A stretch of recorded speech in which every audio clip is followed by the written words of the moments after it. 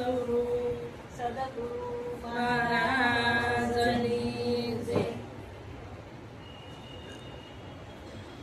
મારા પ્યારા ગુરુજીનો પરવાનને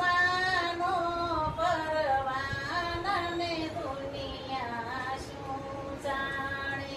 હે મારા પ્યારા ગુરુજીનો પરવાનને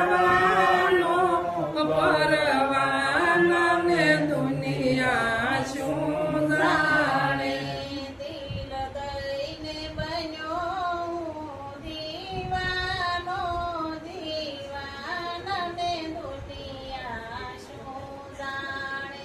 હે દિલ દઈને બન્યો દીવાનો દીવાનને દુનિયા શું જાણે.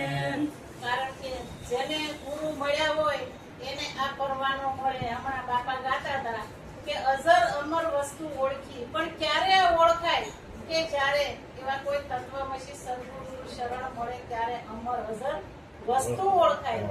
અને અઝર અમર વસ્તુ મળે ત્યારે જ આ આનંદ થાય એવું છે. ત્યાં સુધી આનંદ થાય એવું નથી.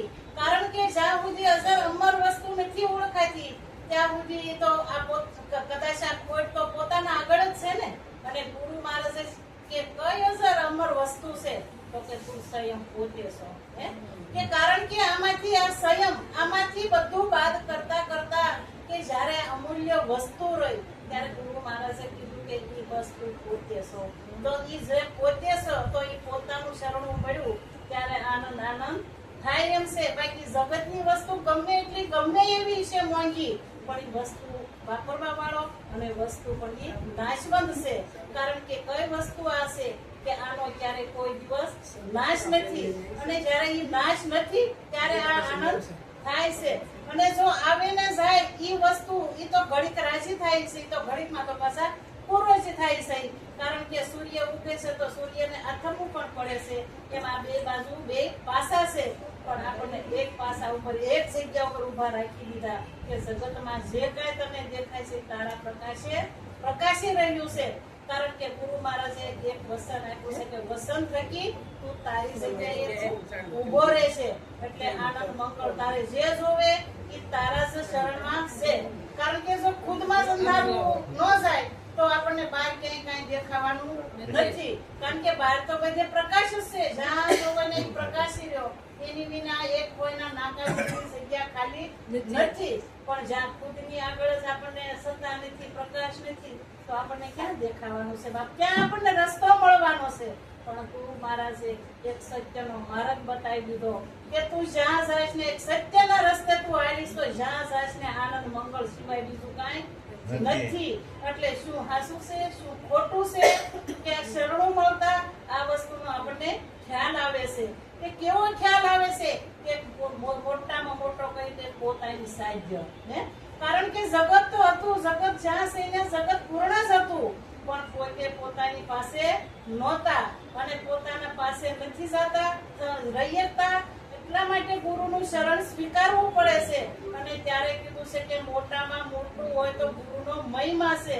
એમાં આજે આપણે કહી કે પૂનમ છે, ગુરુ પૂનમ છે. જો ગુરુ પૂનમ તો કાયમ છે કે જ્યારે તમને સંપૂર્ણ ગુરુના શરણેથી શબ્દ સમજાઈ ગયો ત્યાંથી તમારો પૂનમનો ચંદ્ર તો કાયમ ખીલેલો જ છે.